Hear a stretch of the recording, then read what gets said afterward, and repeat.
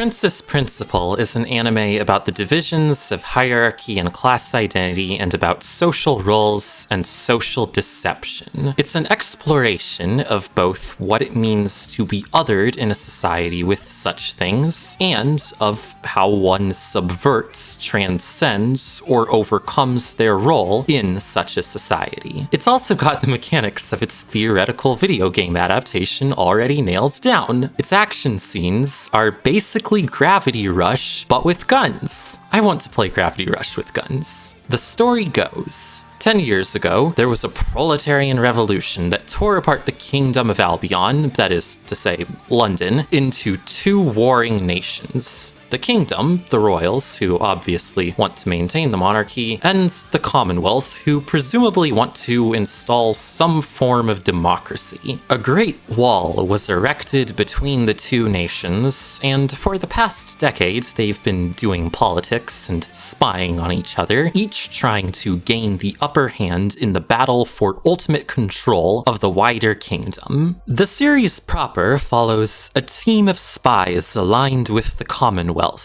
codenamed the Principal Team, including the kingdom's own Princess Charlotte, who is fourth in line to the throne and, as such, has no power beyond being a political pawn of the kingdom. Thus, she has opted to join the Commonwealth spies and commit treason against her own royal family in a bid to attain the throne. Princess Principal, or Pri, is unique among contemporary spy fiction in that, rather than being focused on wacky spy fights with cool gadgets, it's much more thematically focused and character-driven in a way that a lot of other spy movies and shows really aren't. There's another cute girls spy anime called Release the Spice, with a Y, which has a vaguely similar premise, but borrows a lot more liberally from the James Bond and Kingsman films in terms of tropes and plot elements, just toned down to a safe degree. Spice is also, like its obvious influences, a lot more action-focused than Pri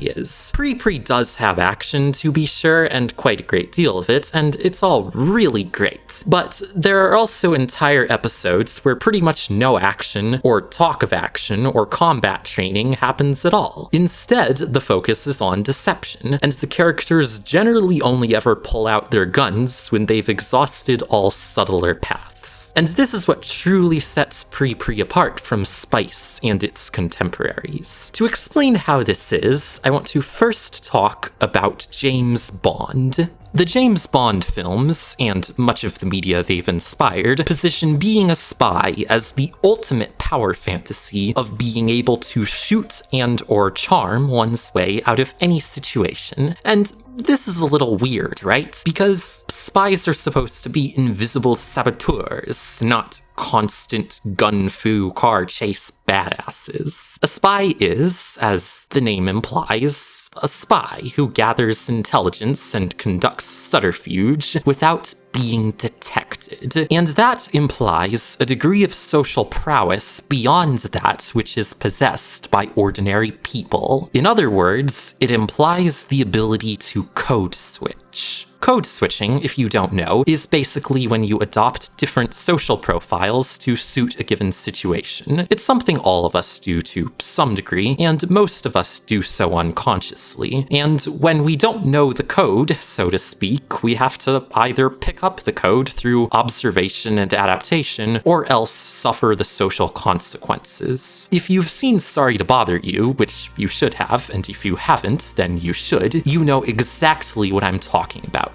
Logically, a spy should be able to code switch on command at pretty much any time, but we don't really see this being highlighted as a focus of their job in a lot of contemporary spy media. James Bond, wherever he may go, is always James Bond. He might use a fake name every once in a while, but he never really has to change who he is, because his identity, that is to say, a conventionally handsome white guy wearing a nice suit and an expensive watch witch who only drinks the best liquor, is fit for pretty much any situation he finds himself in. Bond is invincible, both physically and socially, and the films simply leave this as an unstated assumption of who James Bond is. James Bond is James Bond, and James Bond can sweet-talk any lady he likes. You want to be James Bond, so the films want you to think at least, and it would kind of take away from that idea if ever James Bond had to pretend to be some other guy with a completely different personality. And so, James Bond never has to code switch. The first of the Kingsman films, which I very much enjoy, even though they're problematic and trash, does make the main character Eggsy's training in gentleman spy mannerisms a focal point of the first half or so. But once he has been trained to be James Bond, he's more or less just as invincible as James Bond. And so, by downplaying or outright omitting this aspect of a spy's profession and making them all about action, a lot of popular spy films are less like spy films exactly, and more like less fantastic superhero movies, or in Release the Spice's case, a less fantastic magical girl show. Kingsman especially fits that description, what with the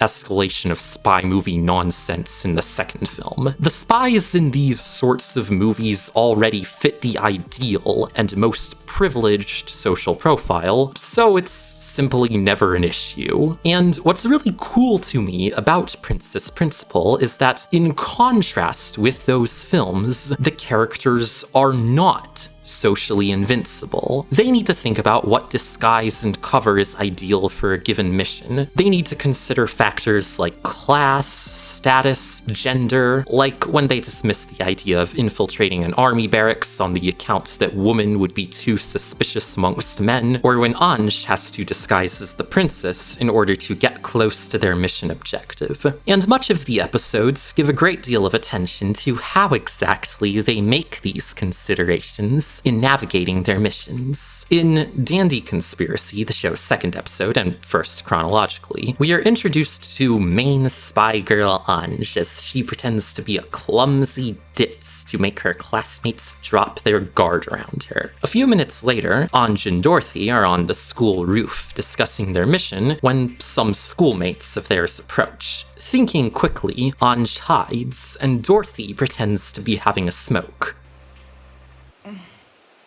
Occupied here. Yes, ma'am. Sorry to bother you. And I am sure that we can all agree that James Bond would never choke on cigarette smoke. This is a pretty simple, fun comedy moment, but it also establishes an important fact of life for these spies. Code switching is not always convenient, easy, or risk-free. This is something that each of the characters has to grapple with, as they all have to learn how to adapt their social profile in ways that suit their needs and talents. In the case of Dorothy, she uses her womanly stature to circumvent masculine obstacles. Those are known as a woman's weapon. Unfortunately, it is one I have yet to acquire.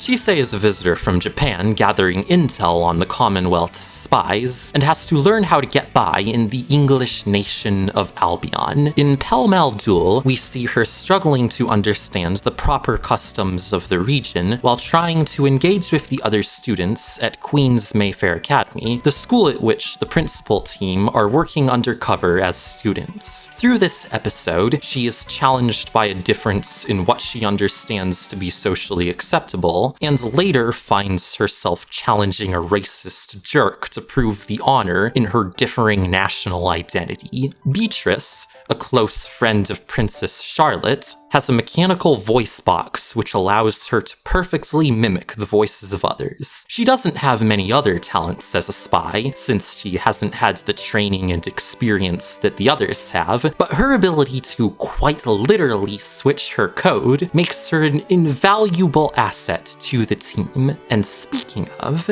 Princess Charlotte and Ange share the mutual advantage of being doppelgangers. Later on in Dandy Conspiracy, Ange and Dorothy initiate Operation Changeling, a plot by the Commonwealth to remove Charlotte and install Ange in her place. The mission goes south, First, because of emergency orders to recover a key to a vault, and second, because the princess deduces who Ange and Dorothy are, and then is like, okay, ladies, here's the deal. Either I tell my uncle who you are, or you help me commit treason against my uncle in exchange for my help getting out of this party alive. Your call. Obviously, they go with the latter option. I just want to note also that I really like this episode. It's really neat that the whole episode is just them milling about a party, social engineering their way towards their objectives. It's a lot like the party level in the first Dishonored, that level that everyone likes. And there are several episodes like this that are almost entirely character development, sneaking about, finding out stuff, and it's all really cool that this is so much of a focus. I just really love it. It is later revealed that Princess Charlotte recognized Ange because they were childhood friends. One day, 10 years prior, Charlotte, feeling depressed by the weight of the social pressures placed upon her in her role as a princess, planned to jump in a dry well and disappear forever. But instead, she encountered Ange, a pint-sized pickpocket who bore a remarkable resemblance to her. The two girls became close friends and played together, sharing and swapping clothes, often using their resemblance to play tricks on the castle servants. Ange visited often, and over time, both girls became curious about the other's lives, and so they decided to switch places. Charlotte was elated, thinking that for a day she'd be free of the pressures and obligations of being a princess. But instead, she came to learn of the horrors and hardships inherent to the life of the proletariat beneath the royal family from which she'd come. The revolution arose that same day, and having resolved to take up the position of queen and unmake the class hierarchy, she rushed back home and told Ange of her wish. But in the chaos of the revolt, Charlotte was swept away, leaving Ange to be mistaken for her, while she lost her place as a princess and was left to fend for herself in the streets of Albion. Charlotte, living as Ange, grew up and became a spy for the Commonwealth, while Ange was forced into the world of royalty. The poor princess lost everything. The one you should feel the most sympathy for was the little pickpocket. Huh? What do you mean?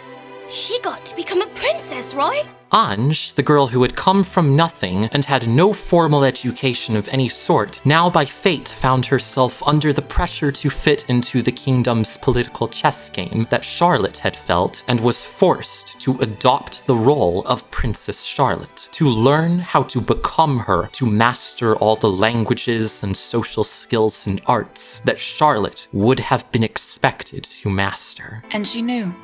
Just the slightest misstep would lead her directly to the gallows.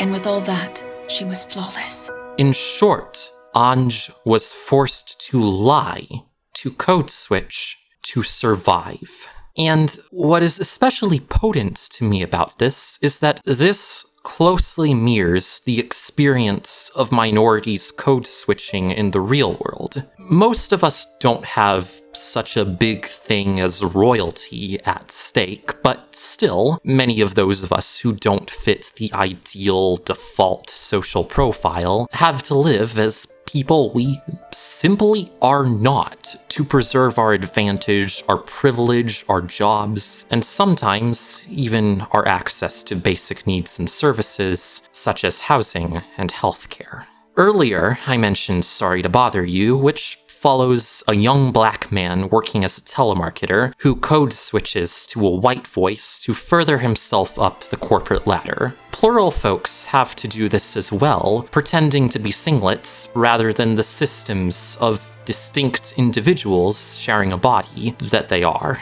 I'm not black, and I'm not plural, but I am trans. And I know the experience of having to pretend to be cis and to sanitize my personality. I've been to job interviews where I had to consciously try to hide who I am, to give over my dead name instead of my true name, and to try and act like I was really excited and eager to do this menial wage slave labor. I know the experience now of being in a queer relationship and having to keep my distance from my partner and pretend like we're just bros hanging out to avoid drawing the ire care of those around us. On one occasion, I was introduced by someone else as Joyce to complete strangers, who then questioned why I had a girl's name, and I quite literally froze as I was put into the uncomfortable and tense situation of being pushed to the edge of the closet and not knowing if I was safe.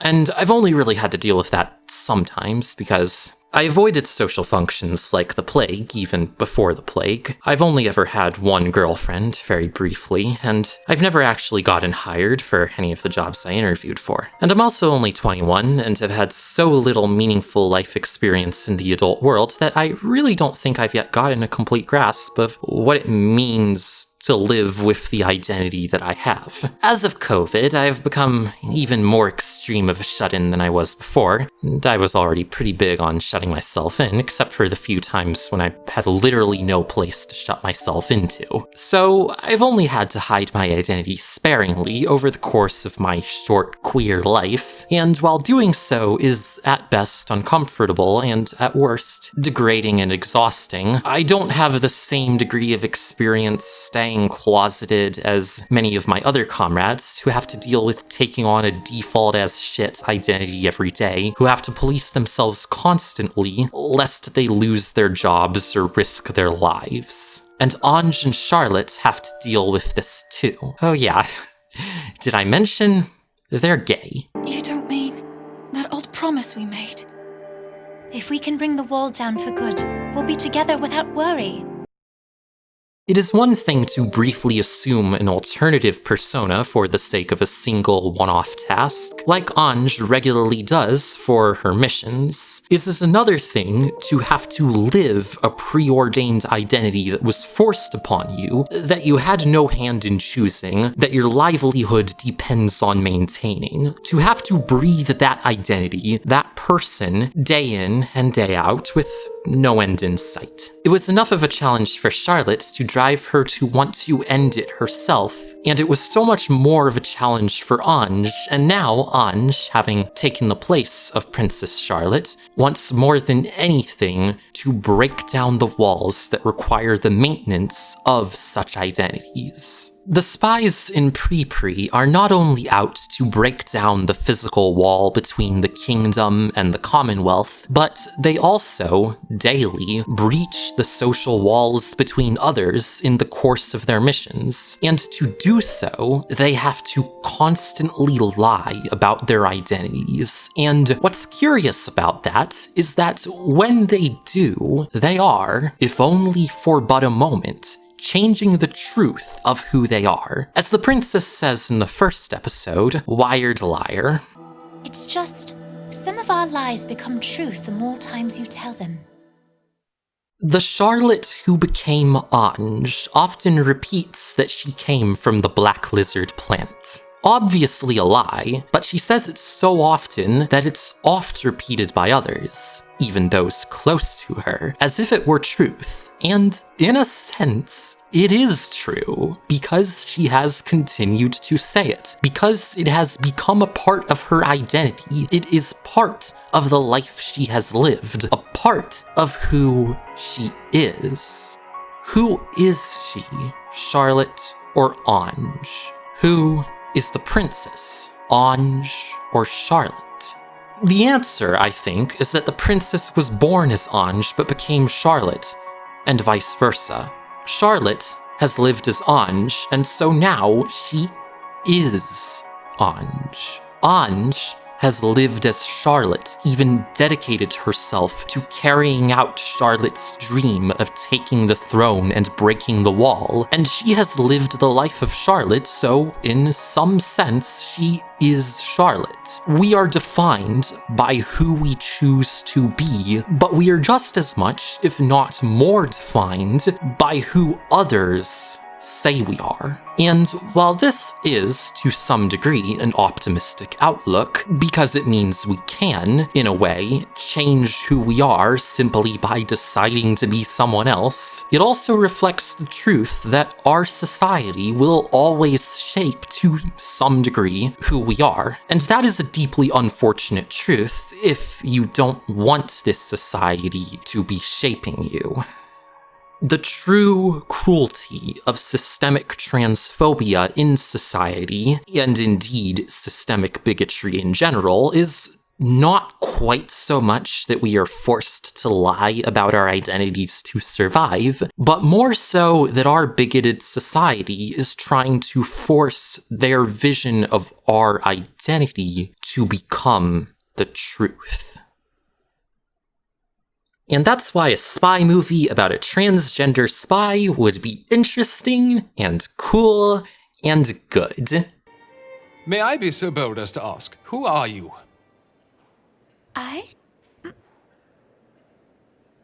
I'm just a regular spy.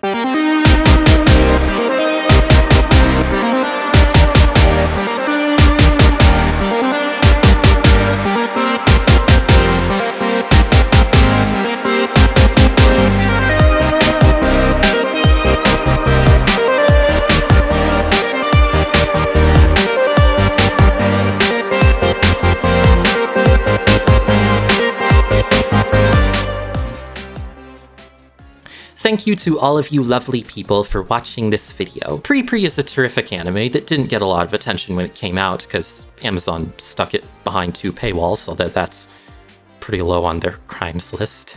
Anyway, you can watch it on Amazon still, although you might want to watch it some other way if you're not already paying for Amazon Prime. If ever the Pre-Pre sequel movie gets out of quarantine hell, I'll hopefully watch it and maybe use it as a jumping off point to talk about the other themes of the series. Many thanks to all of my patrons who've stuck around to provide me support despite the multiple world-rending crises of the day. If it's within your means, it would mean a lot to me if you like my work enough to help me out while I'm still doing this YouTube thing and generally trying to sort out my life. This year has been as tough on me as it has on anyone, but I have a lot of really promising projects in the works, and I hope you're as eager to see those as I am to make them.